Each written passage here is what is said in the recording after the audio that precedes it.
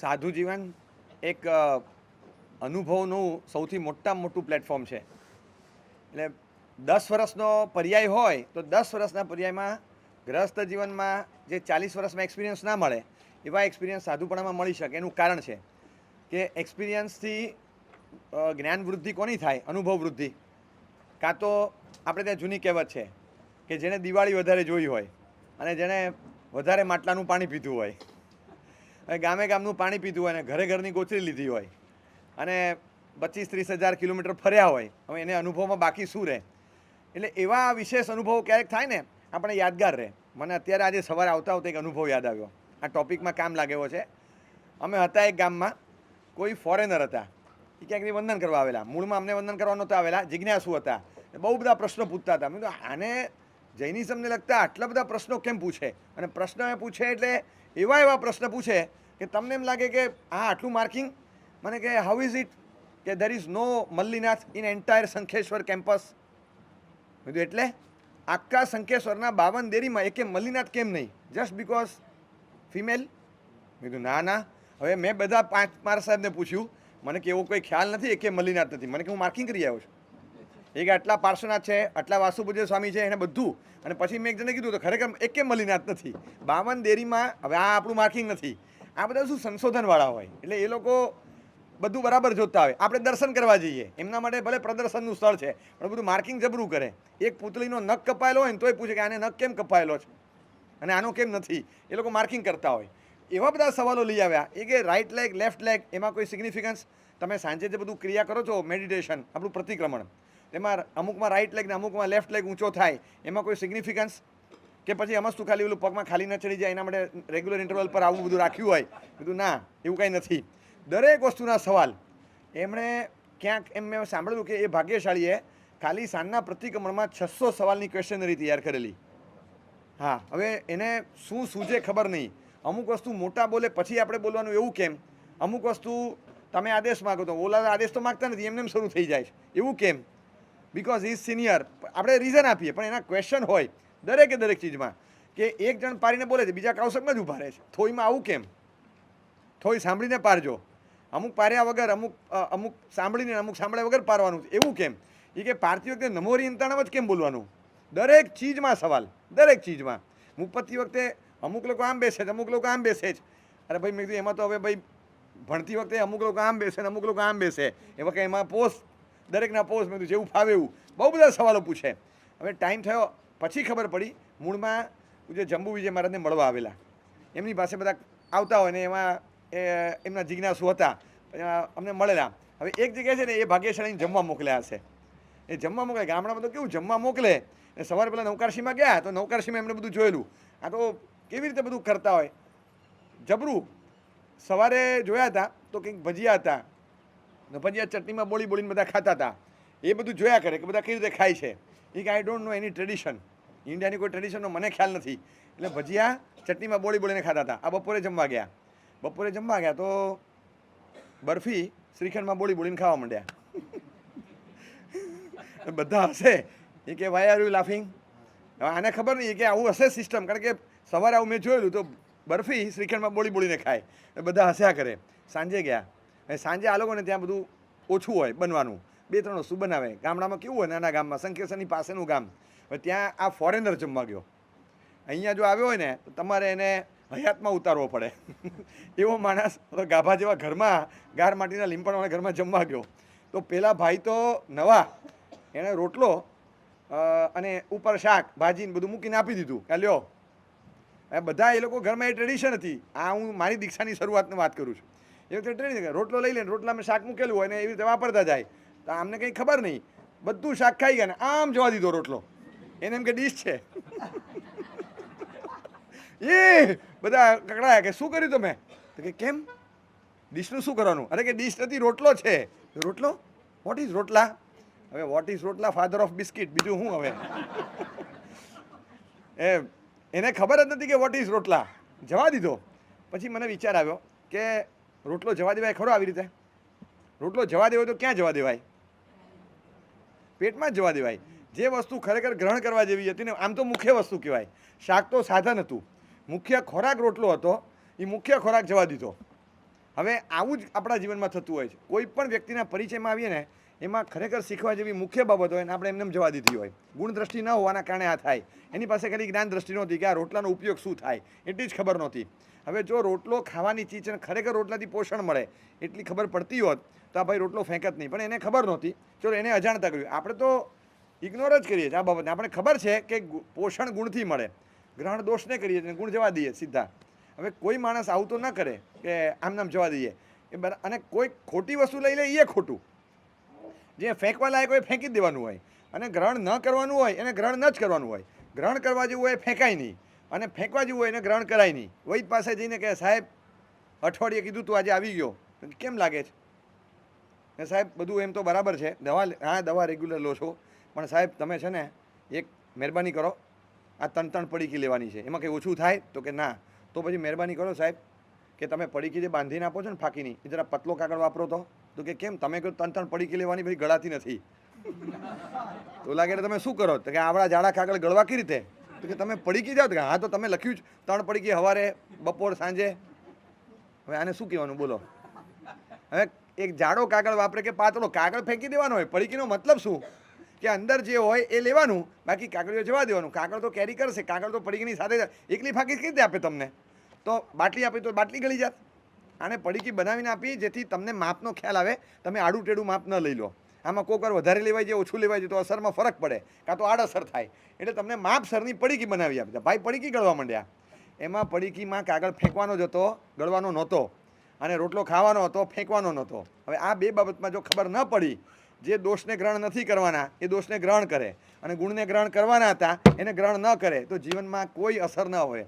એટલે આપણને સરસ પદાર્થ શીખવા મળે છે કે જ્યારે પણ આપણને ગુણ દ્રષ્ટિ કેળવેલી હોય, પહેલાં છે ને એ ગુણ દ્રષ્ટિ કેળવવા માટેના 2 નિયમ આજે આપવા છે. એક નિયમ એવો છે કે ગ્લોરીફાય યોર વિઝન. તમારી દ્રષ્ટિને છે ને એક વધારે વિશુદ્ધ બનાવો. તમે બ્રોડ સ્કેલ પર જુઓ, ગ્લોરીફાય યોર વિઝન. કેટલું સારું આપણને જોવા મળે ને આપણે જોઈએ છીએ તો બધા વ્યક્તિમાં જોઈએ, વસ્તુમાં જોઈએ, એમ વ્યક્તિમાં કેમ ન જોઈએ? ગ્લોરીફાય યોર વિઝન. આગ્રા ફરવા ગયા હતા અને કોઈ આવે અને પૂછે કે મુકેશભાઈ આગ્રા જઈ આવ્યા? તો કે હા. શું જોયું? બરાબર. હવે મને કહો, એકે સિગ્નલ નહોતું જોયું? વળેલા થાંભલા નહોતા જોયા? ખુલ્લી ગટર નહોતી જોઈ? એકે ઉકરડો ડમ્પિંગ ગ્રાઉન્ડ એકે નહોતો જોયા આખા આગ્રામાં? જોયું હતું કે નહીં? તો આગ્રામાં શું જોયું? તો કે તાજમહલ. તો કે આ બધું, એ બધું જોયું હતું, મને કંઈ યાદ થોડું રાખવાનું હોય? એ બધું યાદ રાખવાનું હોય? કંઈ એ યાદ ન રાખવાનું હોય. યાદ એ જ રાખવાનું 10 વર્ષ પહેલાં આગ્રા ગયા હતા ત્યારે તાજમહલ જોયો હતો, પછી એ બીજું શું જોયું હતું હવે એ બધું કંઈ યાદ ન હોય. એટલે પ્યુરિફાય યોર વિઝન, આ પ્યુરિફાય યોર મેમરી. વિઝન ગ્લોરીફાય કરવાનું અને મેમરીને પ્યોરિફાય કરવાની, એકદમ શુદ્ધ કરવાની. મેમરીમાં ખાલી તાજમહલ રહ્યો, તમે બીજી 10 વસ્તુ જોઈ જ.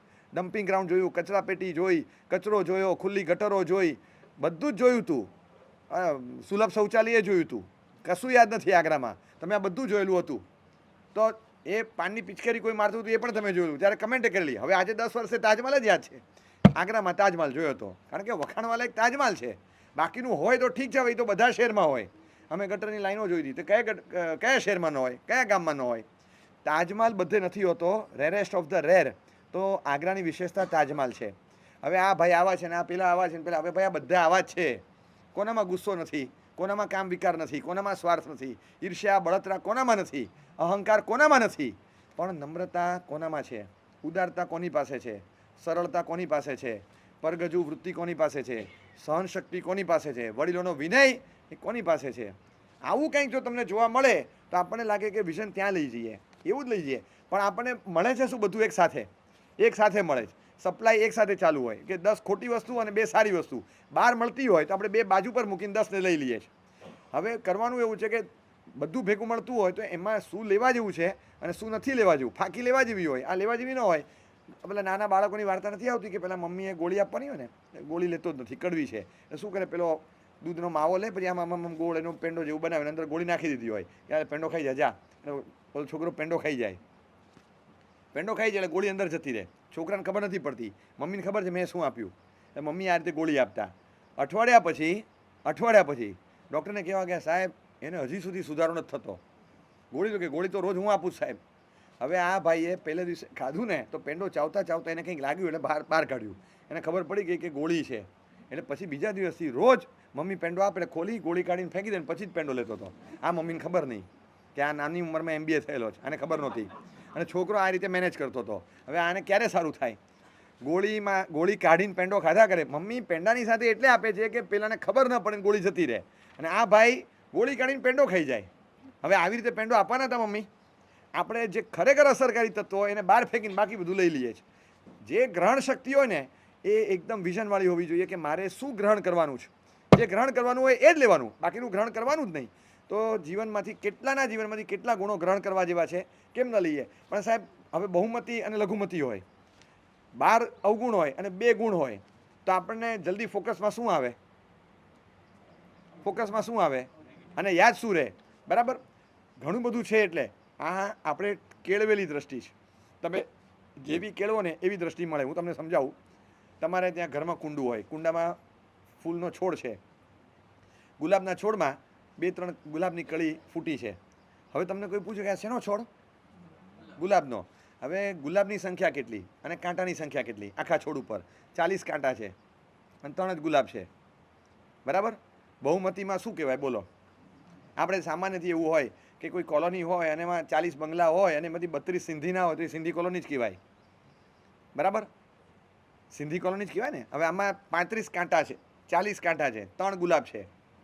પાછા આવરદા જુઓ તો કાંટા પહેલેથી છે છેલ્લે સુધી રહેવાના. ગુલાબનો ભરોસો નહીં, શનિવારે રાત્રે હશે કે નહીં. આ તો કોઈક લઈ ગયું તો પતી ગયું, અઠવાડિયે પાછા આવે, પાછા જતા રહે. એટલે ગુલાબનો ભરોસો પણ નથી અને કાંટા લાંબા સમય સુધી ટકે છે. સંખ્યામાં પણ જુઓ, લોંગ લાસ્ટિંગમાં જુઓ, બધામાં કાંટા આગળ છે. તો છોડ ગુલાબનો કેમ કહેવાય? કે કાંટામાં નવાઈ શું છે? આ મહેનતથી ઉગ્યા એ ગુલાબ છે. ભલે નાનું હોય, કળી હોય, પણ ગુલાબ છે. હવે આમાં કાંટામાં છે શું? એ તો એમને મૂકતા હોય છે. કાંટાની કંઈ વિશેષતા છે? કોઈ કાંટાના છોડ તરીકે એને ઉલ્લેખ પણ નથી કરતું. અનેક દોષો ભરેલા હોય એ કાંટા છે. આ છોડની સાથે આવે, બાય ડિફોલ્ટ આવે, અનાદિકાળના કાંટા છે. પણ મહેનત કરીને ગુણોના ગુલાબ થોડા ખીલવેલા હોય એને ધ્યાનમાં લેવાના.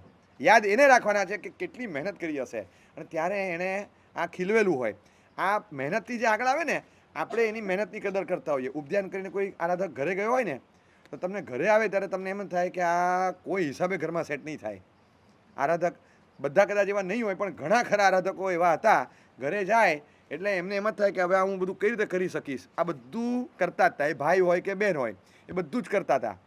વાહને ચલાવતા હતા અને રસોઈએ કરતા હતા અને ધંધોએ બધું જ. પણ હવે એમ થાય કે આ બધું કઈ રીતે મેનેજ કરશું. આ આરામ સમારંભ બીજું ત્રીજું, કંટાળો નહીં, પણ એમ કે આ બધું સેટ નહીં થાય. કારણ કે એવો રંગ ને એવો રસ લાગ્યો હોય ને, હવે પછી તમે તરત કટ્ટુ સાઇઝ ના કરો. એ ધીમે ધીમે મહિનો, 1.5 મહિનો, 2 મહિના, 3 મહિના, 4 મહિના જાય એને સેટલ ડાઉન થઈ અને સાવ પહેલાં હતા એવા ન થાય. ફરક ઘણો રહે, પણ આચરણમાં પહેલાં કરતાં ડાયલ્યુટ ઘણું થઈ ગયું હોય. હવે એ જે થાય એ તમે સમય આપો ને તો એમાં ટકશે. તમે સમય ના આપો તો બધું વાઇપ આઉટ થઈ જાય. કે જો ભાઈ ઉપધ્યાન પત્યા ને એટલે ઉપધ્યાન પૂરા, બરાબર છે. ઉપધ્યાન પછી ઉપધ્યાન ના ચાલવા જોઈએ. ઘણા કેવા આવે કે સાહેબ ઉપધ્યાન કરે no વાંધો નહીં, પણ ઉપધ્યાન પછી ઉપધ્યાન ઘરે નહીં ચાલે ને. ઉપધ્યાન ખરેખર 47 દિવસે પૂરા થાય કે પછી પાછળ 3-4 મહિના ચાલે પાછા? એટલે કે એવું નહીં ચાલે ને સાહેબ, તો ભલે કરે. એટલે ઘણાને મનમાં ડર હોય, પણ તમે જુઓ તો એની અસર હોય છે. લેવા જેવું હોય એ લઈ લીધું હોય અને ધીમે ધીમે બાકીનું ડાયલ્યુટ થઈ જતું હોય, પણ તમે સમય આપો ડાયલ્યુટ થવાનો તો એની મેળે ફેડ આઉટ થશે, ધીમે ધીમે થશે, પણ એમાં એની અસર રહેશે, કાયમી અમુક અસર રહેશે. અને એ જ આપણી પેદાશ છે. એના માટે મહેનત કેટલી કરી? 5000 ખમાસમણ આપ્યા, 5000 લોકો સૌ આવશ્યક કર્યો, શરીરમાં 8 કિલો 10 કિલો વજન ઘટે એવો તપ કર્યો, સવારે 4 વાગ્યામાં જાગીને મહેનત કરી, આટલું બધું ઘર સંસાર બધું છોડી અલિપ્તતાથી રહી અને સાવ સાદગીપૂર્વકનું જીવન 1.5 મહિના જીવ્યા, ત્યારે આ ખેતી કરી, ત્યારે આ બે આની કંઈ ગુણો ઉગ્યા છે. તો આ ક્રેડિટ એને છે, કેટલી મહેનત ત્યારે આ ઉગે છે. આ પરિણતિ કે આ શ્રદ્ધા કે કોઈ આચરણ એમનેમ આવે છે, ક્રેડિટ એને છે. હવે તમે જુઓ ગુસ્સો કે અહંકાર કે સ્વાર્થ કે ઈર્ષ્યા કે બળતરા તો હતું જ ભાઈ પહેલાં, આજે છે, આજે પણ છે. જે ગુણદ્રષ્ટિ નથી ને, અમારી વેકેશનની શિબિર હતી, તમે એમ માનો છો કે આ ટાબરિયાઓ જે આવે 15, 17, 18 વર્ષના, એ લોકોનું દિમાગ ચાલે એટલે અમારી શિબિર હતી. અને શિબિર પત્યા પછી 8મા દિવસે એક સેશન હતું સેન્ડ ઓફ જેવું, અને એમાં બધાને બેસ્ટ શિબિરાર્થીને બધા ટ્રોફીને બધું આપીએ. બધું પત્યા પછી કોઈક એવા વિશેષ હોય 2-3 જણાને કોઈને કંઈ પોતાનો ઉદ્ગાર મૂકવા હોય તો બોલે કે હાઉ યુ ફેલ્ટ, તમને શું લાગ્યું 8 દિવસ શિબિરમાં? બહુ સુપર. ત્રીજી શિબિરમાં આવેલો એ છોકરો, એટલું ફેન્ટાસ્ટિક બોલો. વર્ષો થઈ ગયા, આ મુંબઈમાં મેં સાંભળ્યું 10-12 વર્ષ પહેલાં. હજી યાદ છે કે સાહેબ અમે એવા કમનસીબ મા બાપના દીકરા છીએ કે જેમને પાળેલા કૂતરા માટે સમય છે પણ પોતાના જણેલા દીકરા માટે સમય નથી. અને ધન્યવાદ અમે આ કાર્યકર્તાઓને આપીએ છીએ કે ગામના છોકરાઓ ધર્મ પામે એ માટે એમણે પોતાના 10-10 દિવસ અહીંયા દિવસ રાત કાઢ્યા છે. એટલે પહેલાં તો અમે એપ્રિશિએટ કરીએ છીએ કાર્યકર્તાઓને ઓન બિહાફ ઓફ એવરી શિબિરાર્થી. આ પહેલું વાક્ય. અને પછી એણે શરૂ કર્યું કે સાહેબ ખાલી એક જ અમારે જોઈએ છે કે એડવર્સ સિચ્યુએશન અને ક્રિટિકલ કમેન્ટ્સ એની વચ્ચે ટકી કરી એવું અમને સમજાવો. એડવર્સ સિચ્યુએશન બહુ વિપરીત, અહીંયાથી કરતાં વિપરીત વાતાવરણ મળે, અને critical comments from the near once. આપણા ઘરમાંથી ક્રિટિકલ કમેન્ટ્સ આવે, નિંદાત્મક ટીકાત્મક પ્રહારો અને તીરો વાગે, એ તાતા તીરની સામે ટકવું કઈ રીતે? સાહેબ અમે ઘરે જશું ને, કોકોકોલાની બાધા, બ્રેડની બાધા, ચીઝની બાધા, આની 10 જાતની બાધાઓ લીધેલી જ હોય. કોઈ 1 મહિનો, કોઈ 2 મહિના પૂરું થશે. અને સાહેબ નહીં થાય, અસર હમણાં નહીં થાય, પણ મહિને 2 મહિને પાછા અમે NM કોલેજમાં પગ મૂકશું, અમે મીઠીબાઈમાં પગ મૂકશું, અને પછી છે ને આમ હાથમાં કોકોલા આવતો હશે ને પછી પાછું નથી પીવી, પછી પાછું મન ઢીલું પડશે કે હું 2-3 મહિના પછીનું રિકલેક્ટ કરું છું કે શું થશે. તો મને એવું લાગે છે કે કદાચ એવું બનશે કે કોઈ કહેશે તો હું પહેલાં ના પાડીશ, બીજી વારમાં હળવેથી ના પાડીશ, પણ નામાં દમ નહીં હોય, ત્રીજી વારમાં ના જવા દે ને, હવે ચાલશે, તું લઈ લે ને, મારે નથી લેવી. પછી કે હવે લઈ લેને ભાઈ. મને આભાસી કેમ લાગે, સારું ચાલ તારો આગ્રહ છે તો લઈ લઉં, પણ સાહેબ અંદરથી મારી ઈચ્છા હશે. 3 મહિના પછી મને મન થશે અને હું એ લઈ લઈશ. અને જેવો લઈશ ઘરે આવું કંઈક થશે એટલે મારા ઘરમાં મારા પપ્પા કે મમ્મી મને કહેશે આવું 2 વાર 3 વાર જોઈને, શું ફરક પડે તારામાં? શું ફરક પડે? હતા એવા ને એવા થઈ ગયા. ઠીક, આ 2 મહિના ઉભરો હતો રહ્યો બધું, શું ફરક પડે બોલ? પાછા રાત્રે ખાતા થઈ ગયા, પાછા કોકોકોલા પીતા થઈ ગયા, કાંઈ ફરક પડે? હું લઈને આવ્યા શિબિરમાંથી? હું લઈને આવ્યા શિબિરમાંથી? કે સાહેબ આવું ચાલુ થશે. એની સામે ટકવું કઈ રીતે? ટકવું કઈ રીતે કે સાહેબ? અને પછી એણે બહુ સરસ કીધું જે મને નહોતી ખબર કે સાહેબ અમારા આજુબાજુવાળાની પાસે અંધાપો છે, વિઝન નથી. આ 3 વર્ષથી અનુભવીએ છીએ, આ 4થા વર્ષે આ કમેન્ટ સામે આવે તો હાઉ ટુ ફેસ અને ટકવું કઈ રીતે? સાહેબ એ જોતા જ નથી શું લઈને આવ્યા. કોકોકોલા અમે પહેલાંય પીતા હતા, 10 વર્ષ પહેલાં પીતા હતા, 20 વર્ષ પહેલાં પીતા હતા. આ કોકોકોલા પીધી કે આઈસ્ક્રીમ ખાધો નવું નથી, આજે ખાધો અને પહેલાંય ખાધો, પણ એ બેમાં ખાવામાં પદ્ધતિમાં ફરક પડે એ જોવા નથી આવડતું. સાહેબ પહેલાં આઈસ્ક્રીમ ખાતા હતા, ડંખ નહોતો, આજે આઈસ્ક્રીમ ખાઈએ છીએ ત્યારે ડંખ છે. ડંખ છે. આ ડંખ ક્યાંથી આવ્યો? એ અમે શિબિરમાંથી લઈને આવ્યા છે. કોકોકોલા અને આઈસ્ક્રીમ પાછા આવી ગયા, પણ વગર ડંખે નથી, હવે ડંખ સાથે છે. અને આ ડંખ pinching sensation, that is our achievement. આ એનું ફાઇન્ડ આઉટ હતું કે જે પહેલાં અમે બેફામપણે કરતા હતા, હવે ડંખ સાથે થાય. ચાલુ કેમ નથી છૂટતું? પાછું મન કેમ ઢીલું પડી ગયું? મેં બાધા કેમ તોડી નાખી? સાહેબ આમ અંદર આમ પિંચ થયા કરે છે, ખોટું કરીએ છીએ એવું દર્દ પણ રહે છે. આ દર્દ પહેલાં નહોતો, આ હમણાં આવ્યું. અને એ મને લાગે છે અમે શિબિરમાંથી લઈને જઈએ છીએ અને એ કાયમ રહે છે. કોકોકોલા પહેલાં પણ હતી, પછી પણ છે. આઈસ્ક્રીમ પહેલાં પણ હતો, પછી પણ છે, પણ પહેલાં વિધાઉટ પિન્ચિંગ, હવે દર્દ સાથે ડંખ સાથે છે. અને એ દર્દ અને ડંખ અમે શિબિરમાંથી લઈને ગયા. સાહેબ કોઈને દેખાતું નથી. હવે એને એમ હતું કે અમારો દર્દ અને ડંખ તો જુઓ, હવે ગુણદ્રષ્ટિ નહીં, આપણામાં નહીં, ત્યારે નથી દેખાતું ને. આપણા ઘરના જે હોય એમાં થોડોક સુધારો થાય, એ આપણે જોયો હોય, એપ્રિશિએટ કર્યો હોય, એ લોકો કેટલા આગળ વધે. આપણે આ ગ્રહણ નથી કરી શકતા કે તમારામાં કેટલો સરસ સુધારો થયો, અદ્ભુત સુધારો થયો હોય, એને તમે ખાલી એપ્રિશિએટ કર્યો હોય ને, વ્યવસ્થિત પીઠ થાબડીને નાનામાં નાની ચીજ ઉપર કમેન્ટ કરી હોય, પાછું મૂકી દે, થઈ ગયા નતા એવા ને એવા, શું ફરક પડ્યો? આ ઉપજાનમાંથી શું ટકાયું મને કે? ખાલી નીવી ઝાપટીને આવ્યા, કર્યું શું તમે? હવે એને ક્રિયાનો રસ આવી ગયો. કોઈક વાર હવે પ્રતિક્રમણ આવશે ને, કંટાળો જે પહેલાં આવતો હતો હવે કંટાળો નથી આવતો. બહુ લાંબુ પ્રતિક્રમણ, આવડા મોટા ઉપધ્યાન કર્યા, હવે 1400 પ્રતિક્રમણ ચપટી લાગે છે ને. હા કરી દઈએ કે ઔષધ માટે 1 જ મિનિટમાં નિર્ણય લઈ શકે, કરવો છે, ચલો કરી દઈએ, વાંધો નહીં. ઉપવાસ હવે રમતમાં હિંમતથી કરી દે છે, કારણ કે આ પ્રેક્ટિસ પડી ગઈ છે, કોન્ફિડન્સ ગેઇન થયો, ક્રિયાનો કંટાળો નીકળી ગયો, સાધુપણા પ્રત્યે આદર પ્રગટી ગયો. કોઈ વૃત્તિ ધર્મની આરાધના કરતું હોય એના પ્રત્યે એકદમ આ બધું જે આવ્યું છે ને એ નવું છે. ભલે ક્રિયાત્મક કંઈક છૂટી ગયું, પણ બિલીફ સિસ્ટમમાં શું ચેન્જ થયો, અંદર શું ફેરફારો થયા એ જોઈએ ત્યારે ખબર પડે કે એપ્રિશિએટ કરવા જેવું છે. કદાચ આપણો ગૌતમ લબ્ધિતા પૂરો થશે ને, આપણે ખરેખર હતા એવા થઈ જશું. પણ આવું જે લાંબી આરાધના કરીને આવ્યો ને, ખાસ કરીને નવું જ એમાં બહુ ફેરફાર હોય છે. અને એ ફેરફારને આપણે જોઈ ન શકીએ તો ફેરફાર ન જ થાય ને એવું બને, ક્યારેક બને, અંદર ફેરફાર થવો જોઈએ. એ અંદર ફેરફાર ન થાય તો ચોક્કસ આ બની શકે. મોટી ઉંમર છે, વર્ષોથી આરાધના કરું છું, હવે સમજો કે અહીંયા ચોમાસું છે અને સમજો કે અહીંયા ચોમાસું નથી. 4 મહિના વ્યાખ્યાન છે તો એકે વ્યાખ્યાન ચૂક્યા વગર રોજ વ્યાખ્યાન સાંભળું છું. અને સમજો કે વ્યાખ્યાન નથી તો મને એકે વ્યાખ્યાન સાંભળવા નથી મળ્યું.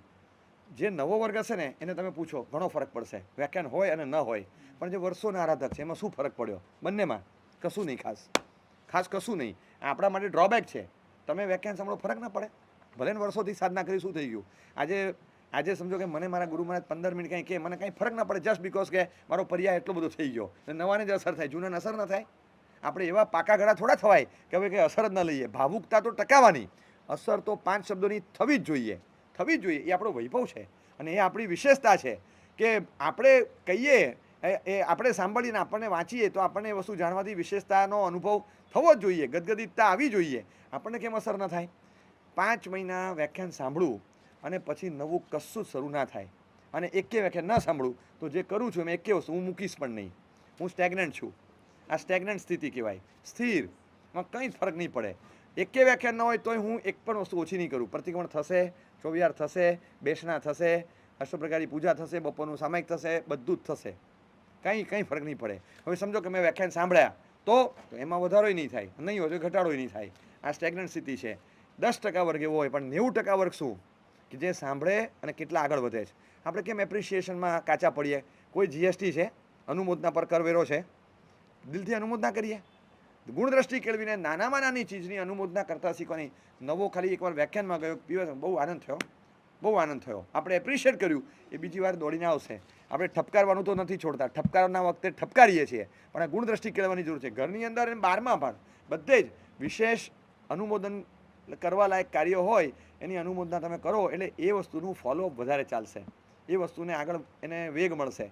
એટલે પછી બીજું ના જોઈએ. મુખ્ય ચીજ જે છે એમાંથી લેવા જેવું શું? આટલો આખા આગ્રામાં એક તાજમહેલ યાદ રહ્યો, બાકી બધું ભૂલાઈ ગયું. બીજી 50 વસ્તુ તાજમહેલમાં જોઈ હતી. બધું ગરીબ ભિખારી નહોતા જોયા, ફાટેલા કપડાવાળા નહોતા જોયા, બધું જ ગંદુ અશુભ બધું જ જોયેલું. યાદ રહ્યો તાજમહેલ, કારણ કે એ જ યાદ રાખવા જેવું. બાકી આગ્રામાં છે શું યાદ રાખવા જેવું? કુતુબ મિનાર ભૂલી જાવ તો છે શું? બાકી બધું જ હોય, પણ આપણને જેટલું યાદ રહેતું હોય એટલું યાદ રહે ને, બાકી બધું કંઈ થોડું થાય. એટલે આ બધી ચીજો જોયા પછી આપણને ખ્યાલ આવી જાય કે આપણે કઈ વસ્તુ ગ્રહણ કરવાની અને કઈ વસ્તુ ગ્રહણ નહીં કરવાની. આનો ખ્યાલ રહે. પપૈયું હોય, કલિંગર હોય, સમાર્યું હોય તો ખ્યાલ આવશે એમાંથી ફેંકવા જેવું કેટલું હોય અને ખાવા જેવું કેટલું હોય. વજન કરો. પપૈયું કે કલિંગર સમાર્યું હોય ને તો મોટો ભાગ ફેંકવામાં જાય, બધું ખાવા જેવું વજનમાં કેટલું 20% ભાગ આવતો હશે, બાકી ફેંકવાનું વજન વધારે હોય. તોય પપૈયું લાવ્યા, એમાંથી લેવા જેવું તું લઈ લીધું. હવે સાહેબ પપૈયું લાવીએ એમાં આખું આવડું મોટું ફળ હોય, બીયા પણ નીકળે ને છાલિયા પણ નીકળે, બધું નીકળે સાહેબ. તો આ બધું ખવાય જ કંઈ? આપણને ખબર છે કે ખાવા જેવું એ ખાઈ લેવાનું, બાકીનું જવા દેવાનું. આવે બધું ભેગું, પણ એ બધું લેવાય નહીં, આપણને ખબર છે. અને જે આવે બધું લે તો બકરો કહેવાય, માણસ ન કહેવાય. એ બકરું હોય કે પ્રાણી હોય બધું ખાઈ જાય. એને વિવેક ન હોય કે આમાં છાલ ફેંકી દેવાની, બીયા ફેંકી દેવાના. એ તો આમ જે આવ્યું એવા સ્વાહા. આ પશુની ખાવાની પદ્ધતિ. માણસ કલ્ટિવેટેડ પ્રાણી છે, જે લેવા જેવું એ લઈ લેવાનું, બાકીનું જવા દેવાનું. આપણે નાનપણમાં કરતા ખબર છે, પેલા ઢોકળીવાળું શાક બનાવે તો ઢોકળી ખાઈ જવાની, અને શાક ફેંકી દેવાનું. તો મમ્મી કે આ શું કર્યું? કે મને જેટલું જોતું હતું શાક લઈ લીધું, આખા તપેલાનું બધી ઢોકળી ખાઈ ગયા. હવે આપણને લાગતું હતું કે આ ગ્રહણ કરવા જેવું છે, ઘણાને બહુ આ ભાવતું હોય તો પૌવા આપે તો પૌવામાંથી ટમેટા ખાઈ જાય ને પૌવા રહેવા દે. હવે આ પૌવા કોણ લેવાનું છે? સેવ મમરા ખાતા હતા નાનપણમાં, સેવ મમરામાંથી તળેલી સિંગના દાણા ખાઈ લેવાના. હવે એકલા મમરા કોઈ લેવાનું છે? મને આટલા જ સેવ મમરા ખાવા છે. આ નાનપણમાં આપણે આવું બધું, મને તો યાદ આવે છે મેં કરેલું છે તોફાન. આવું નહીં કર્યું આપણે. તમે પાછું વિચાર ના કરતા સાહેબને કઈ રીતે ખબર, બધું અનુભવીને આવ્યો જ ઘણું. એટલે તમને ના લાગે કે આવું આપણે નથી કર્યું? આપણને જે કરવું હોય આ બધું જ આપણે કરીએ છીએ. હવે તમને કહું કે દાળમાંથી દાળ રહેવા દીધી, કોકમ ખાઈ ગયા, આવું થયું જ કોઈ દિવસ? ના, આવું ના કરાય. કોકમ નાખી દેવાનું. લાલ મરચું આવ્યું હતું ગોળ મટોળ, અવડું મોટું, તમને એમ જ લાગે ચોકલેટ છે, આમ કોઈ મોઢા મૂકી દઉં. હા, એકવાર છે ને આવી ગયું, પછી જે લાઈ બળી હતી ત્યારથી લાલ મરચું આવે ને સીધું નાખીને બાજુમાં સાઈડમાં. ભાઈ દાળ આવે, એમાં મરચું આવે, લીમડો આવે, આવડું લાંબો મરચું આવે, લાલ મરચું આવે, કોકમ આવી જાય વાટકીમાં કોક વાર. આપણે કાઢીને મૂકી દેવાનું, બાકીની દાળ લઈ લેવાની. સિમ્પલ. આવ્યું એટલે કે બધું લેવું હોય કંઈ કાયદો છે? હવે આમાંથી આપણે તો પાછું દાળ રહેવા દઈએ ને મરચું ખાઈ જઈએ, પછી કહીએ દાળ બહુ તીખી છે, માણસ બહુ ખરાબ છે. તું એકલું મરચું ગ્રહણ કરે તો બધો માણસ તીખો જ લાગે, પણ એમાં બીજું છે કે નહીં? દાળમાં બીજું લેવા જેવું ઘણું બધું છે, તો એ કેમ ન લઈએ? આપણે ખબર છે કોઈ દિવસ રસા વગરનું શાક ન હોય, પણ પીરસતી વખતે નિતારીને પીરસતા હોય એટલે રસો આવતો નથી. તો આ સિસ્ટમ કેમ? પીરસવાની કળા હોય છે. જેને કળા ન હોય ને સીધું શાકની તપેલી આમ જ નાખે ઊંધી, તમારી રોટલી તરવા માંડે 10 મિનિટમાં. ત્યાં એ રીતે પીરસે નહીં, પીરસવું એક કળા છે, પણ એ નિતારીને પછી પીરસે. આ નિતારવાનું કેમ? ભાઈ શાક હોય ત્યાં રસો હોય, દાળ હોય ત્યાં કોકમ હોય, લાલ મરચાં હોય, આ રહેવાનું. એમાંથી જે લેવા જેવું એ લઈ લેવાનું, બાકીનું ના લેવાય. બીજું શું? અને જે લેવાતું એ જ લેવાય. ઘણી વાર આવડો મોટો તજ નીકળે, ખબર છે? હવે ચાવી જાવ તો શું થાય? બીજા દિવસે ખબર પડે શું થાય. પણ તજ ખવાય તો નાખો જ કેમ? પણ તો નાખવો એની અસર દેખાય, તજની અસર લેવાય, તજ ન લેવાય આખું. આટલી આપણને ખબર પડે. ખાવા પીવામાં બધામાં ખબર પડે છે કે શું લેવાય. કેળું કેરી આપણે લાવ્યા અને આપણને એમ હતું કે કેળું ને કેરી, હવે ખાલી કેરી સમારતા હતા. કેરી સમારતી વખતે નાનો આટલો એક કાળો ડાઘ, એક ચારણાના સિક્કા જેવો નાનો ડાઘ હતો. તો આપણે શું કરીએ? આમ કાઢી અને સાઈડમાં મૂકી દઈએ, બસ. બાકીની આખી કેરી જવા દીધી. હવે આટલો ડાઘ છે તો કાઢીને કેળામાંથી મૂકી દીધો. કાળો ભાગ છે આટલો, કાઢીને જવા દેવાનો. કે જવા દે. ના આખું કેળું ના જવા દેવાય ભાઈ. એ આટલો 2 જગ્યાએ ડાઘ છે તો કાઢી નાખો. આમ કરીને આટલો ભાગ કાઢી નાખ્યો. 10% 15% માલ ઓછો થયો, 85% ગ્રહણ કરવા જેવું છે. કેમ જવા દેવાનું? આ તો ડાઘવાળું કર્યું છે. હવે એવું તમે કર્યા કરો તો આખી લૂમમાંથી 2 કિલા ખાવા જેવા નહીં નીકળે. બધામાં કંઈક તો હશે ને. આમાં ઓવર પાકેલું હોય તો એટલો ભાગ કાઢી નાખીએ. ઓવર રાઈપ થયું હોય જે ઉપર હોય, આખું ન હોય એવું. જે આખું છોડવા જેવું હોય એવા દુર્જનની સંગતિનો ત્યાગ કરવો જ્ઞાની સિક્કો મારે છે, એમાં ના નથી. પણ થોડું આવું કંઈ હોય, હવે એમાં તમે જો કાઢ્યા જ કરશો તો કશું ખાવાનું નહીં રહે. આમાં તો કોકમ છે, મરચાં છે, દાળ જવા દીધી, ના લેવાય. ભાતમાં તો લવિંગ નાખ્યા છે, જવા દો, નથી લેવા. શાકમાં તો રસો બહુ આવે, નથી લેવા, નથી લેવી. તો એકલી રોટલી કઈ રીતે ખાશો? બધામાં કંઈક છે, બધામાં કંઈક તો આવે જ છે. આવું તો કરવાનું શું? તો શું કરવાનું? જે વસ્તુ હોય એમાં ગ્રહણ કરવા જેવું હોય એ ગ્રહણ કરી લઈએ છીએ, અને ગ્રહણ કરવા જેવું ન હોય એને જવા જ દઈએ છીએ. એ નથી લેતા. એટલે ખબર જ હોય કે આપતી વખતે પણ આપણે આપીએ તો શું, કઈ રીતે આપવાનું? આપતી વખતે પણ આપણે કોઈકને આપતા હોય તો ખોટી વસ્તુ ના જાય, સારી વસ્તુ ગયા વગર ન રહે, એ રીતે આપણે આપવાની. તો આપણે એમ જ કરતા હોય બાકી કોઈ પણ માણસને. એટલે આપવાનું હોય ત્યારે પણ મારા સાહેબ હોય તો છાલ ઉતાર વગર કોઈ દિવસ કેળું ઓરાયું છે? હા લ્યો સાહેબ, સીધી લૂમ મૂકી પાત્રામાં. એમ ના હોય. કેળાની છાલ કાઢીને આપવાની. સાહેબને જેટલું ગ્રહણ કરવા જેવું હોય એટલું જ અપાય, બાકીનું એમને નકામું હોય તો આપણે કાઢીને જ આપવાનું. આ આપણો વિવેક છે. એમ આપણે સપ્લાય કરતી વખતે પણ જે લેવા જેવું હોય ફિલ્ટર કરી એટલું સપ્લાય કરવાનું. વ્યક્તિમાંથી મને 10 વસ્તુ મળે છે, પણ મારે 2 આપવા જેવી છે, ફોરવર્ડ 2 જ કરવાની, બાકીની 8 વસ્તુ મારે જ ફિલ્ટર કરવાની. આ મારો વિવેક છે. એટલે ગ્રહણ શક્તિ આપણી મોસ્ટ પાવરફુલ. એ વિઝન ગ્લોરીફાય કરવું પડે કે સારી વસ્તુને આપણે ગ્રહણ કરી શકીએ. ઘણી સારી વસ્તુ ઘણામાં જોવા મળે છે, તો એ આપણે સારી વસ્તુને ગ્રહણ કેમ ન કરીએ? એ સારી વસ્તુ હોય. કોઈનામાં દાન છે, કોઈનામાં તપ છે, કોઈનામાં સેવા છે, બહુ બધા ગુણો છે. આપણા પરિચયમાં આવેલા, વર્તુળમાં, કોન્ટેક્ટમાં આવેલા, તમે વિચારશો ને, સાંજ પડે તો લેખાશે કે અમુક વ્યક્તિમાં માતા પિતાની ખૂબ સેવા કરતા હોય, અમુક પરિવાર પ્રત્યે ખૂબ કમિટેડ હોય, અમુક પોતાના માણસોને ખૂબ સાચવતા હોય, અમુકમાં માનવતાનો ગુણ ખીલેલો હોય, અમુકમાં નમ્રતા હોય, અમુક વડીલોને ખૂબ આમાન્ય જાળવતા હોય. તમે જુઓ, એક વસ્તુ ઘરમાં આવીને સારી, સીધી પપ્પાને, પપ્પા વાપરો ને. એક નવી વસ્તુ આવી, પપ્પા વાપરો. એમ એટલો બધો આગ્રહ ને એટલું બધું સરળતા, એટલો ગુણ હોય. આ ગુણ જોયા પછી લાગે કે એવા અહીંયા અમદાવાદમાં એવી ધન્ય મમ્મીઓ છે કે દીકરો નીકળી જાય, નાનો દીકરો એ નીકળી જાય, એની થાળી ધોઈને પી જાય કે ના લૂસીને મૂકી દેવાની. એ કે વાંધો નહીં, એને નથી ફાવતું, પણ શું કામ સમૂર્છિમની બિરાદનું પાપ એને લાગે? મારા ઘરમાં જન્મ્યો છે, એને ઓછામાં ઓછું પાપ લાગે એવું મારે જોવાનું. 6 વર્ષ થાય છે ને ત્યારે દીકરાને એકવાર કંઈક ચોપડી રહી ગઈ, જતો તો પાછો આવ્યો ત્યારે ખબર પડી કે એની થાળી મમ્મી ધોતા હતા. 6 વર્ષે છોકરાને ખબર પડે છે મારી થાળી કોક ધોવે છે.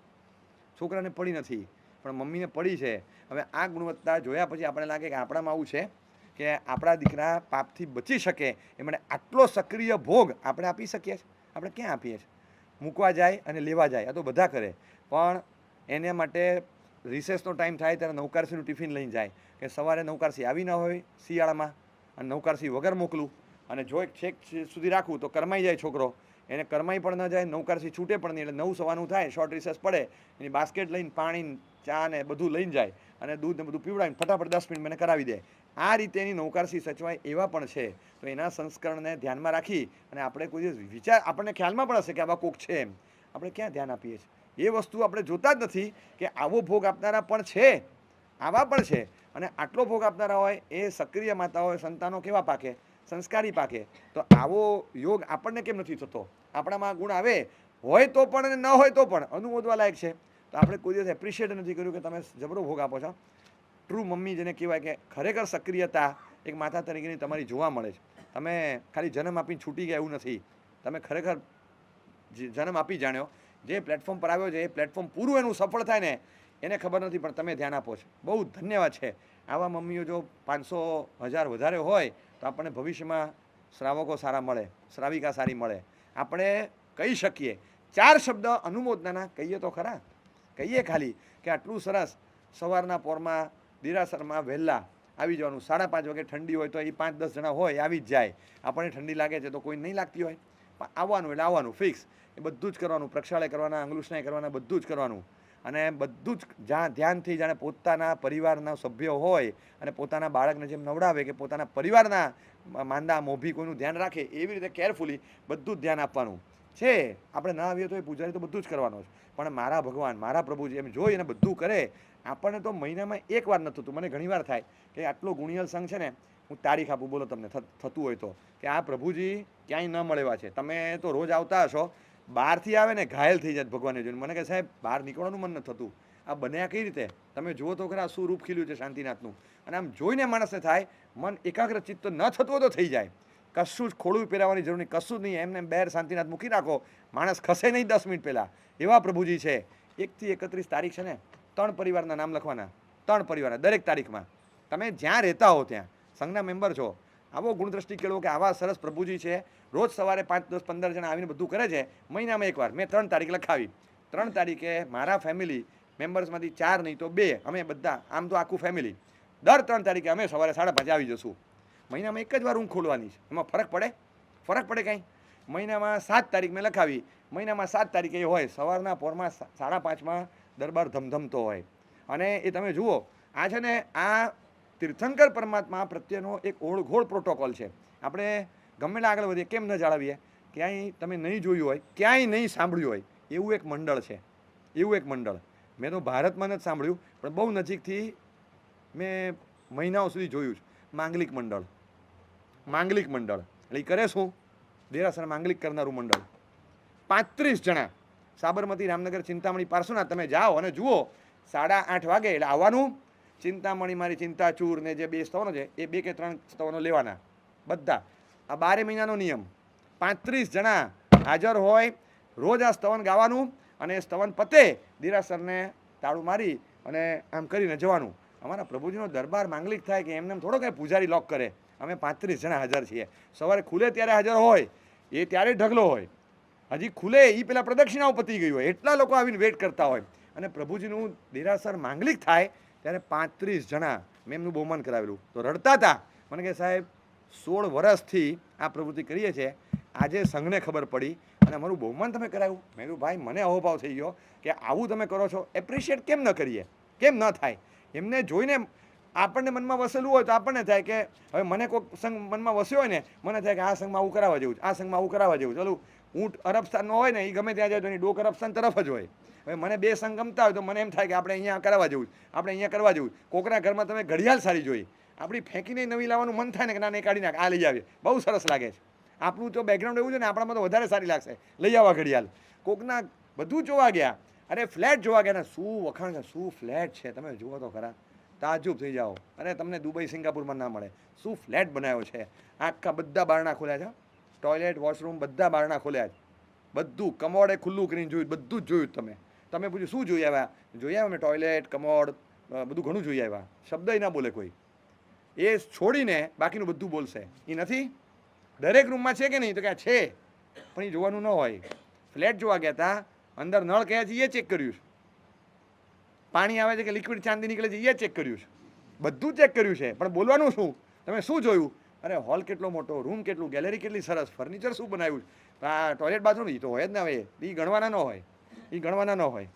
આપણે જોયું છે પણ હવે એ ગણવાના ન હોય. જે ગણાતું હોય જે જોવાનું હોય એ જોયું ખરું, પણ નોટ ઇન મેમરી. મેમરીમાં તો હોલ અને રૂમ ને વોલ પીસ બધું આ જ છે.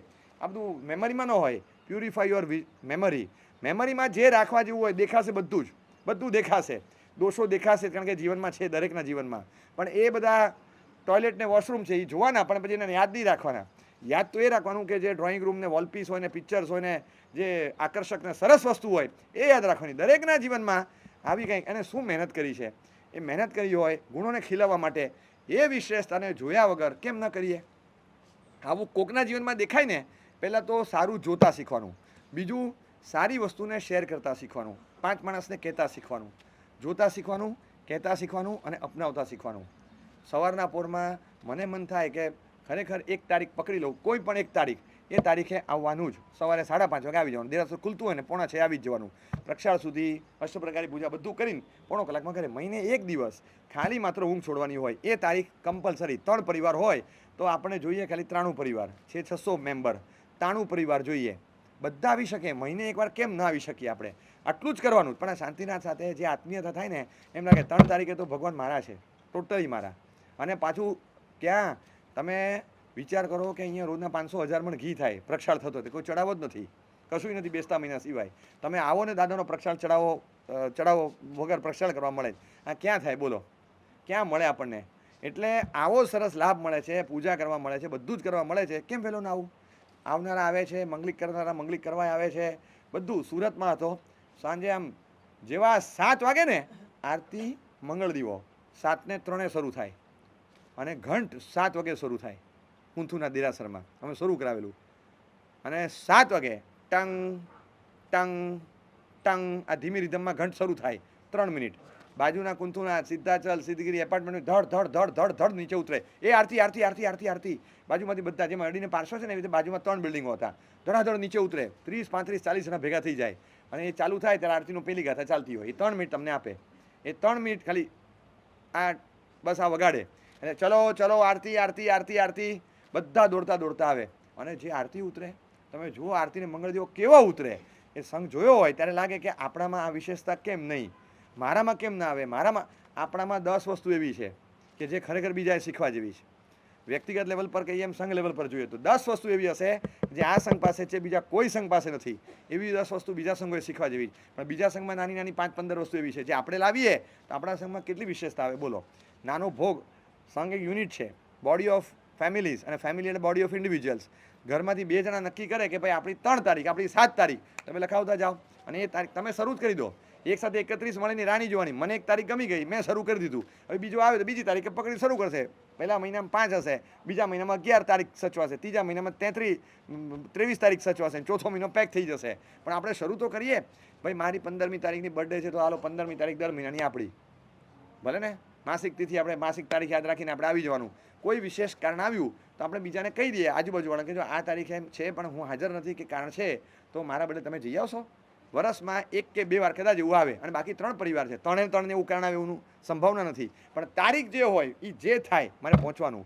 આખા વર્ષમાં 12 દિવસ ખાલી વહેલા આવવાનું છે, પણ એમાં જે ઇમ્પેક્ટ આવે, આ નાનું નવું જોઈને આપણે શીખીએ ને, ત્યારે આપણને થાય કે કેટલો મોટો ગુણ છે, કે કેટલું મોટું ઔચિત્ય છે, એ જોઈએ ત્યારે આપણને એકદમ અહોભાવ થઈ જાય કે આવું પણ કોઈના જીવનમાં હોઈ શકે. આવું જયપુરથી પ્રભુજી લાવેલા, કોઈક ભાગ્યશાળી પ્રતિષ્ઠા હતી, પેટી પેક આવે ને, 3 ટાયર એસીમાં ટિકિટો લીધી, 9 ભગવાનની, અને એક મૂકેલા. ઓલો ટીસી આવે કે આ શું છે, કે પેસેન્જર, નામ તો કે કુંથુનાથ. એ કુંથુનાથ, હા શું છે, આ નહીં ચાલે, કે આ માલ સામાનમાં નહીં મુકાય. અરે કે પણ છે માલ સામાન, એ માલ સામાન નહીં બોલવાનું નહીં માલ સામાન. મેં ટિકિટ લીધી છે, મોંઘા ભાવની ટિકિટો લીધી. એ કે હું આને જીવંત વ્યક્તિ માનું છું, અને મેં ટિકિટ લીધી છે. એ કે તું આવી રીતે પૈસા હોય એટલે તું આખું બોગી બુક કરાવી દે, આ બોગી છે, બગી નથી.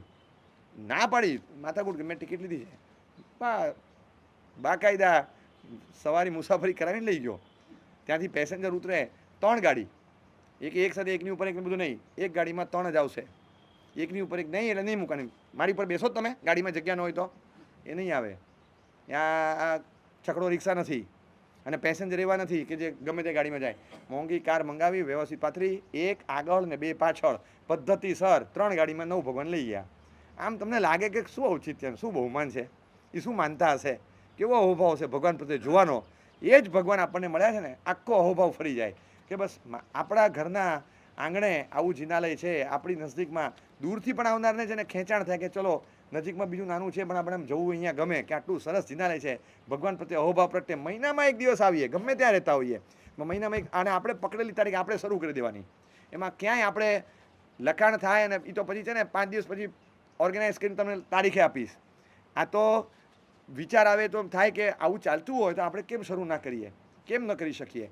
કેટલા ભાગ્યશાળીઓ એવા હોય છે, અમે સંઘોમાં જોયું છે, ફિક્સ 20 મિનિટ રોજ આંબેલ ખાતામાં જઈ પીરસી બધું કરીને પછી ઓફિસે નીકળે. સાહેબ રોજ આ માંગલિક છે મારું, 20 મિનિટ આંબેલ ખાતામાં પીરસીને જ નીકળું છું. હવે આવા ભાગ્યશાળીનો કોઈ યાદ નહીં કરતું હોય, એ લોકલ સંઘમાં ખબર નહીં હોય, કોઈ બહુમાન નથી કરવાનું. આ ખૂણે ખાંચરે વેરાયેલી ગુણવત્તા છે, વેરાયેલી. આપણે એના છિલકા એના બિયા જોયા હોય કે આમાં આમ છે ને આમાં આમ છે, પણ એની વિશેષતા બપોરે 11:30 પોણા 12 શું છે એનો ખ્યાલ જ ન હોય કે કેટલો ભોગ આપે છે. આ પિકઅપ ફાઇન્ડ આઉટ દ્રષ્ટિ છે ને આપણે કેળવવાની, એક કરવી જ પડે. હીરાના વેપારીને પૂછો કે ચારણી મારવું એટલે શું, હવે પૂછો કોઈ ડાયમંડવાળાને કે ચારણી મારવું એટલે શું, શું કહેવાય. તમારે ત્યાં 2 ચીજ હતી, એક સુપડું અને એક ચારણી. હજી એ હશે, આપણે કરતા નહીં હોઈએ. કે સુપડું ને ચારણીનો ઉપયોગ ખબર છે? ફિલ્ટર કરવા માટેના સાધનો છે, પણ બેમાં ફરક. સુપડામાં છે ને આમ કરો, ફોતરા ઉડાડી દેવાના અને ઘઉં રાખવાના, બરાબર. ચારણીમાં શું કરવાનું, નકામું કાઢી નાખવાનું, કામનું રહેવા દે, કામનું કાઢી નાખવાનું. લોટ ચારણીમાં એટલે લોટ, હવે લોટ બધો નીકળી જાય ને બાકી ઉપર રહે શું હોય, પણ એમાં સિસ્ટમ એ છે કે નકામું હોય એ આપણે રાખી મૂકવાનું જેથી કાઢી શકાય ઇઝીલી. પણ છેલ્લે ફિલ્ટરમાં એટલું જ હોય કે નકામું હોય એ જુદું પડે ને કામનું જુદું પડે. પછી લેવાય કામનું જ, લેવાય તો કામનું જ લેવાય, બીજું કશું લેવાય નહીં. અને આપણે આમ હાલતા ચાલતા ટેવાયેલા, હાલતા ચાલતા. મમ્મી ચોળાફળી બનાવતા હતા અને રસ્તામાં ખાલી આંટો માર્યો, હા મમ્મી હું દોસ્તારના ઘરે જઉં છું, હા ફટ મોઢા મૂકીને રહેવાના. એટલે પણ રહેવા દે, આપણે ખાલી મમ્મીને ચોળાફળી ઉતારતા જોયા, આમ મૂકી દેવાની. આપણા રસોઈયાવાળા ભાઈ હતા, રસોઈવાળા, એ કાકડી સમારતા હતા. કેમ આજે સલાડ બનાવવાનું જ, કાકડી ટમેટા મોઢા મૂકી દીધા. લે મોગરી સમારતા હતા, મોગરી મોઢા મૂકી દીધી. આવી ટેવ નહોતી. આમ કોકના ઘરેથી બહાર નીકળ્યા, જમીને આગ્રહ કર્યો કચોરી લે, ના ના ના બસ પેટ ભરાઈ ગયું, પેટ ભરાઈ ગયું. બહાર નીકળ્યા, તળેલા કાજુ ને તળેલા બદામ આમ 3-4 પડેલા હતા બાઉલ. હા મારા દર્શન જ્ઞાન ચારિત્રની ઢગલી છે, આમ કેવો લાભ આપી દેતા હતા તરત. આ તો આપણે આમ ટેવ છે કે જતા સારી વસ્તુ હોય તો લેવી તો જોઈએ જ ને. સારી વસ્તુ આમ જતા આવતા દેખાય તો ફટ લઈ લેતા હતા, ફટ લઈ લેતા હતા. આવું તો કેવું સરસ લઈ લેતા હતા. યાદ તો કરો, એક સાબુ સરસ હતો, હોટલમાં ઉતર્યા હતા, નહોતા બેગમાં નાખીને લઈ આવ્યા, સાબુ હતો, નહોતા લઈ આવ્યા કે સાબુ બહુ સરસ છે અને આપણે લઈને લઈ આવ્યા. આપણે બધું મનમાં માન્યું કે આ ચોરી ન કહેવાય, એ લોકો આનું બધું ગણી જ લેતા હોય. 4000 રૂપિયા લે છે સૂટના, તો ગણી જ લેતા હોય ને. એક સાબુ હતો, આપણે શરમ આવશે પણ આખો રોલ હશે ને, આખો રોલ તો ટીશ્યુ પેપરે લઈ આવ્યા છું ઘર ભેગા, કશુંય છોડ્યું નથી. જે લેવા જેવું લાગે બધું નાખીને લઈ આવતા હતા. તો આમાં આપણે ખબર, આમાં કશું લેવા જેવું ના લાગે લોકોમાં. વોશરૂમમાં પણ ટોયલેટમાં પણ કંઈક લેવા જેવું લાગ્યું હતું, ત્યાં ગયા. હવે ત્યાં શું લેવા જેવું હતું, કચરો નાખવા ગયા હતા, એમાંય તમને લેવા જેવું લાગ્યું તો લઈ આવ્યા. અને જે ગરીબ માણસ હોય, ગુણનું દરિદ્રતા છે, ગુણની દરિદ્રતા એવું લાગે છે તો ભિખારી પાસેથી શીખો. હું તો ખરેખર કહું છું, આપણી શ્રીમંતાઈ એ બાજુ પર મૂકીએ. ગુણની દરિદ્રતા, શ્રીમંતાઈ છે પણ ગુણના ક્ષેત્રમાં દરિદ્ર છીએ, ભિખારી છીએ, તો ભિખારી પાસેથી શીખો. એકવાર છે ને જસ્ટ વોચ, શાંતિનાથની જેમ 10 મિનિટ છે ને ભિખારીને જુઓ શું કરે છે.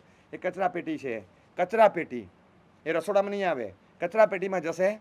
તમે કેરીનો રસ પીધા પછી નાખેલા છિલકા હશે ને એ ભેગા કરીને ચાટી જશે. તમે નાખેલા 4-5 ગોટલા હશે એ ચૂસી લેશે. તમે કામવાળી બાઈને જુઓ, વાસણ માંજતી વખતે દૂધપાકનું તપેલું તમે આપ્યું, ધોવાનું જ, એ આમ કરી આમ ચાટી જશે અને પછી ધોશે. બસ આ જ એનો દૂધપાક, આ જ એનો દૂધપાક છે. જોયા છે આવું કરતા હોય છે? ગરીબી છે, આપણે આપીએ તો ઠીક, બાકી દે કેનોટ એફોર્ડ. ગરીબ છે તો ગરીબ તો કચરા પેટીમાંથી કોકના નાખેલા ગોટલા ચૂસી લે, કોકે નાખેલા કચરામાંથી કંઈક મેળવી લે. કોકે વળી અડધું કેળું સડેલું હતું, એમાં એકચ્યુઅલી અડધું નાખવાનું, અડધું ફેંકી દીધેલું. એને તો આનંદ થઈ જાય કે વાહ અડધું કેળું મળી ગયું, અડધું કેળું. એના માટે ફીસ છે. તમે મીઠાઈનું બોક્સ એમને એમ જવા દીધું, એ મીઠાઈનું બોક્સ જે કચરા ટોપલીમાં નાખ્યું ને એને ખોલ્યું અને એમાં એક આખું બટકું મોહનથાળ થાય એવો મોહનથાળનો ભૂકો હતો. અને જે આનંદ થાય ને એ આખો ભૂકો ભેગો કરી અને અડધો પોતે ખાય ને અડધો ઘરનાને આપે. એ મને આટલો મોહનથાળ મળ્યો. આ ગરીબની દુનિયા નથી જાણતા આપણે. જેને લેતા આવડે ને, ગરીબી પોતાની કટતી હોય કઈ રીતે ગ્રહણ કરે, આ રીતે ગુણો ગ્રહણ કરવા જોઈએ. ગુણના ક્ષેત્રના ભિખારી છીએ, ગરીબ જ છીએ. મારી પાસે નથી ને તમારી પાસે નથી. નાનામાં નાના માણસે ડિસ્કાર્ડેડ મટીરિયલોને એમાંથી લેતા શીખવાનું. જીવનમાં ઘણું લઈ શકાય એવું છે, ઘણું લઈ શકાય. આપણે મોટા થઈએ ને નકામા નહીં થવાનું, ભલે મોટા થઈએ, નકામા ક્યારે નહીં. ગ્રહણ શક્તિ તો રાખવાની જ કાયમ માટે. કોનામાંથી શું લેવા જેવું છે, જેનામાંથી જે લેવા જેવું લાગે લેતા જ રહેવાનું. ગુણોનો ટોપલો ભરવા માટેનો ભાવ છે. બીજી કોઈ દુનિયામાં જશું આવી ગતિ નહીં મળે. શું ઉત્તમ ગુણિયલ આત્મા હોય છે, એમાંથી લેવા જેવું આપણે જો લેતા રહીએ તો જીવનમાં લગભગ આપણને લાગે કશું બાકી નહીં રહે. આ ભાવમાંથી નીકળશું ત્યારે આંખ મીચાય ને પેલા તો એવા સમૃદ્ધ થઈને નીકળશું. આમાંથી વર્લ્ડ ટૂર જવા મળે છે. જ્યાંથી જે લેવા જેવું હતું બધું લઈ લે. એક ઘર સારું બનાવવું હોય તો આપણે માર્બલ માટે ઇટાલી તપાસ કરીએ, અને ફર્નિચર માટે ચાઇના તપાસ કરીએ, અને મિજાગરા હારા ક્યાં મળે ને નકુચા ક્યાં હારા ક્યાં મળે ને તાળું મારવા માટે ક્યાં મળે, આનું ક્યાં મળે, ફર્નિચર ક્યાં મળે ને શું એક કેબલની વાયર, કેબલના લાઈન ખાલી સરખી મળતી હોય ને વાયર સરખા મળતા હોય તો આપણે કંપની ચેન્જ કરીને સિટીને, જિલ્લો ને કન્ટ્રી બધું ચેન્જ કરી નાખીએ. તું બધું જો, ફ્રાન્સમાં જો, જર્મનીમાં જો, નેટ પર જો, સારામાં સારું ક્યાંથી મળે. અરે શિપમેન્ટમાં મગાવશું, આપણે પૈસાની ચિંતા નહીં, જોઈએ સારામાં સારું, જોઈએ સારું. ખાંડીને દસ્તો સારો ક્યાંક મળતો હોય ને તો આપણે બીજેથી લાવ્યા હોત ખાલી ખાંડવા માટે, એ સારો જોઈએ. બધી વસ્તુ આપણે સારામાં સારી જોઈએ. આમ એવું લોકોને જોઈને લાગે શું બનાવ્યું છે ઘર. તો આ ઘર છે ને આપણું જીવન એક પણ એક ઘર છે. તો એમાં કેમ આવું બધું જડતર ન કરીએ, સરસ ડિઝાઇનિંગ કરીએ. કપડાની ડિઝાઇનિંગ માટે આપણે ડિઝાઇનર ચૂઝ કરીએ છીએ, જ્વેલરીની ડિઝાઇનિંગ માટે ડિઝાઇનર ચૂઝ કરીએ છીએ. આપણે આપણી સેલ્ફ જીવનની ડિઝાઇનિંગ માટે ડિઝાઇનર કેમ ન બનીએ કે ચલો એમાં કંઈક સરસ જડતર કરવું છે. એક 9 નંગ જડી શકાય એવા 9 ખાંચાવાળી વીંટી છે, નંગ જડવાના બાકી છે. અને એ વીંટી પહેરી હોય 9 ખાના દેખાય ને, 1 2 3 1 2 3 1 2 3 ટ્રેડિશનલ સિસ્ટમની 9 નંગની હીરાની વીંટી પહેરાય એવી સીધી 9 ખાનાવાળી છે. એ વીંટી સારી લાગે? સોનાની છે પણ સારી લાગે ખરી? એકલી સોનાની હોય તો ચાલે, પણ આમાં જડતર બાકી હોય અને કાં તો હોય એ નીકળી ગયું હોય, નહીં હોય તો નીકળી ગયું હોય. ખબર છે ઘણીવાર એવું હોય, પેલા વચ્ચેનો એક નંગ નીકળી ગયો હોય તો આપણને લાગે, તરત ખબર પડે કે એક નંગ ઓછો છે, તરત ખબર પડી જાય. હવે જડતર કરવું પડે ને એમાં, એટલે કશું ઓછું હતું થઈ જાય તો તરત જડી દેવાનું, અને ખાલી હોય તો એમાં ભરતા જવાનું. આ ખાલી વીંટી પહેરીને ફરીએ છીએ, જડવાનું બાકી છે. આ બાકી છે તો જડતર તો કરીએ. ખાલી વીંટી મળી છે એ પ્રભુની કૃપાથી, જૈન કુળ મળ્યું એટલે જડતર કરવા માટેની જગ્યા સાથેની સોનાની વીંટી ગિફ્ટેડ આપણે સાથે મળી. હવે એનો ખર્ચો ખાલી કરવાનો, 24 કેરેટનો માલ લાવીને જડવાનો. તમને જે સ્ટોન ગમે એ મૂકો અંદર ને નાખો, એની કિંમત છે, એની અસર થશે. કોકના જીવનમાંથી જે જોવા મળે એ લીધું અને આપ્યું અને મૂક્યું. કોક પોતે ભોગ આપે છે, કોક સમય આપે છે, કોક સંપત્તિ આપે છે, કોક પોતાનો ચોઈસ આપે છે, કોક પોતાની વ્યૂ આપે છે, કોક આઈડિયાઝ આપે છે, કોક વિઝન આપે છે, કોક પાઠશાળામાં ભોગ આપે છે, કોક દેરાસરમાં ભોગ આપે છે, કોક સંઘના ઉપાસનામાં ભોગ આપે છે, કોક સાધુ સાધુની વ્યાવચ માટે દિવસ રાત મહેનત કરે છે, કોક સુપાત્રદાનના રસિક છે, કોક મહેમાનોને સાચવવાવાળા છે. આખા સંઘમાં કે આપણા વર્તુળમાં જોઈએ ને તો આવા 50 નીકળશે. તમે પહેલાં પાલીમાં રહેતા હતા ત્યાંય હશે. અહીંયા હજી પરિચય ઓછો થયો હોય, નવા આવ્યા હોય અને બધાને એટલે ઓળખતા નહીં, પણ આપણે 20 વર્ષ જ્યાં કાઢ્યા હોય ત્યાંય હશે ને. ભલે ને એને એમાં શું વાંધો જ, પણ આપણે ક્યાંક યાદ તો કરીએ કે તમારી બાજુમાં 8 ઠાણા સાધ્વીજી 6 વર્ષથી સ્થિરવાસ, ગોચરી પાણી, તમે કેવો લાભ લો છો. ખૂબ ખૂબ અનુમોદના. એ વખતનું આજે યાદ આવી ગયું, આટલા વર્ષોથી જે તમે ભક્તિ કરી છે, ખૂબ અનુમોદના, ખૂબ અનુમોદના. દિલથી જે યાદ કરે. હું છે ને 7 વર્ષ થયા સંમેલન વખતે લગભગ બસ પાલિતાણા ગયા ને, ઓન ધ વે સોનગઢ આવ્યું. સોનગઢમાં અમારી શિબિર હતી વેકેશનની 8 દિવસની શિબિર હતી. બધા યુવાનો અને બધા કોરી પાટી, 16 થી 23નું ક્રાઉડ, 350 પોણા 400 છોકરાઓ એકલા, અને 8 દિવસ રેસિડેન્શિયલ ત્યાં જ રહેવાનું. રોજના 5-6 કલાકનું બોમ્બાર્ડિંગ ચાલે અમારું. અને 6ઠા 7મા 8મા દિવસે અમે લગભગ 40 જણને જમવા બોલાવેલા. કોને? સોનગઢ ગામમાં, ત્યાંથી 1.5 કિલોમીટર. અમે ચારિત્ર કલ્યાણ રત્નાશ્રમ જે આ 12નું યુનિટ છે ને એમાં બહુ સારી રૂમો હતી, વ્યવસ્થા હતી, અમે ત્યાં શિબિર હતી. ત્યાંથી 1.5-2 કિલોમીટર અંદર ગામ છે. ગામમાં જે 5-7-8 ઘર હતા, પણ એ વર્ષો જૂના. શરૂઆતમાં હું આવ્યો ત્યારે તો ખબર હતી કે ગામમાં ગોચરી જતા ત્યારે 15-20 ઘર હતા. હવે ઘસાઈ ગયું ને 5-7 ઘરો રહ્યા, પણ એ ઘરો ખરા.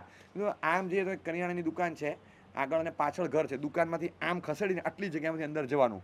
એ પેલું પાટિયું આમ ઊંચું કરે, પછી અંદર જતા રહે, પાટિયું નીચું કરે. આવું છે? હા છે કે આવું એક ઘર છે. પછી એક ઘરમાં ઉપર મેળી, આટલી સાંકડી મેળી, એમાંથી ચડવાનું, નીચે દુકાન છે, ઉપર આમ જવાનું. આવું છે? તો કે આ છે.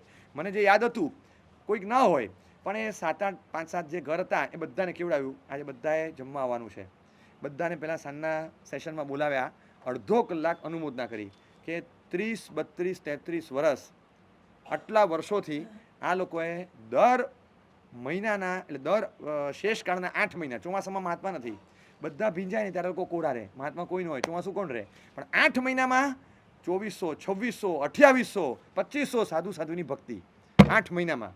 અને આ જ લોકોએ કરી છે. હવે થાક્યા પણ ખરા, અને કોકે વ્યવસ્થા કરી છે, રસોડું થયું છે, પેલું વિહારધામ જેવું બન્યું છે, અને હવે લોકો ઘરોમાં નથી પણ ત્યાંથી મહાત્માઓને લાભ મળી જાય છે.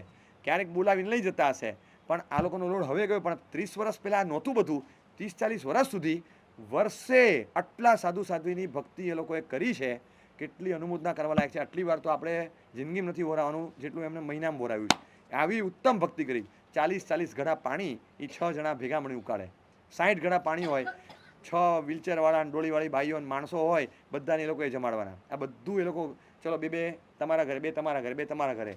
12 માણસો હોય, મોટું ગ્રુપ આવ્યું છે, વ્હીલચેર ઘણી છે, તો બે માણસોને લઈ જવાના. એ બે જણનું વાપરી જાય એટલી કેપેસિટીવાળા હોય અને પાછા થાકેલા હોય, પણ ખૂબ ઉત્તમ ભક્તિ. શીરો ખવડાવવાનો, અરે શ્રમ કરે સાહેબ. 40-20 કિલોમીટરના વિહાર આ લોકો કરાવે મહાત્માને. આટલી ડોળી ઊંચકે વ્હીલ સાહેબ, એમને તો પ્રેમથી જમાડવાના. એવી ભક્તિ કરી હોય. અને આજે થાક્યા હશે પણ એમની 30-40 વર્ષની ભક્તિ એની અનુમોદના કરવી જોઈએ. એટલા એપ્લોડ્સ યુવાન વયમાં છોકરાઓ તો જે ગાંડા થઈ ગયા, જે આવ્યા ધ્રુસકે બધા રડ્યા. એ લોકો રડ્યા છે, એમના આંસુ જોઈને આપણને આમ થાય કે સાહેબ તમે બધું બોલ્યા ને સાહેબ, બસ તમે અનુમોદના કરી, પણ સાહેબ આશીર્વાદ આપો કે આવા ગુણ અને અમારામાં આવે. આમ એ લોકોને એમ થતું હતું કે કેમ અમે આ લાભ છોડી દીધો. આ લાભ છોડવા પાછળ કોઈ કારણ નહોતું, પણ કોઈક એમના સંયોગો અને ભાવુકતાથી કોકે વ્યવસ્થા કરી દીધી કે જેથી હવે ઘરો ઓછા છે તો લોડ વધારે ના રહે. પણ કે સાહેબ એમ થાય કે અમારામાં કાશ એક જ ઘર બચે ને, એ પણ એવું હોય કે 2500નો લાભ એકલો લે. સાહેબ કેમ અમે આ લાભ છોડ્યા? આજે બહુ એવું ફીલ થાય છે. એમના ભાવ તમે જુઓ. અરે આજે કરો કે ન કરો, તમે 35-40 વર્ષ જે કર્યું છે એ ટ્રેક રેકોર્ડ અમારી નજર સામે નથી. 10 વર્ષ 20 વર્ષ પહેલાં હું નથી ગયો આ ઘરે ગોચરી, ત્યારે નહોતું. ત્યારે શું હતું? વ્યવસ્થા આ જ હતી. ભૂતકાળના ગુણોને જોઈને પણ જો અનુમોદના આપણે કરીએ છીએ ને, એનું ઇમ્પેક્ટ અને રિઝલ્ટ જે દેખાય, આમ જઈએ ને સાહેબ ભલે રસોડું સાહેબ મારા ઘરે તો આવવું જ પડશે. સાહેબ રસોડું હોય કે ન હોય, મારા ઘરે તો આવવું જ પડશે. સાહેબ એક ખાખરો લેજો પણ મારા ઘરે પધારો સાહેબ, ઘરે પધારો. એ જે ભાવ હોય એવો ઉત્તમ ભાવ હોય છે. આ જોયા પછી લાગે કે ગામડામાં કોકને ઓળખતા હતા, ભૂતકાળમાં પોળમાં રહેતા હતા ત્યારે એ ઓળખતા હતા, પાલડીમાં રહેતા હતા ત્યારે ઓળખતા હતા, નારણપુરા રહેતા હતા ત્યારે ઓળખતા હતા. અરે તમે જ્યાં રહેતા હતા ત્યાં કોઈક તો આવું છે ને જેના જીવનની ગુણવત્તા ઘણા વર્ષોની તમારા મનમાં વસેલી છે. એ છબીને યાદ કરી અને અનુમોદના કરવાની. દિવસમાં આવી ઘણી બધી છે ચીજો કે જેને યાદ કરીએ. માતા પિતા વડીલ કોઈ સ્વર્ગસ્થ હોય એમની વિશેષતા યાદ કરો, ફેમિલી સાથે શેર કરો. નવી પેઢીને ખબર શું છે? Born with a silver spoon, ઘૂઘરા રમે ચાંદીના, સીધા જ જન્મ્યા. એને ખબર છે કે દાદાએ શું સ્ટ્રગલ કરી હતી?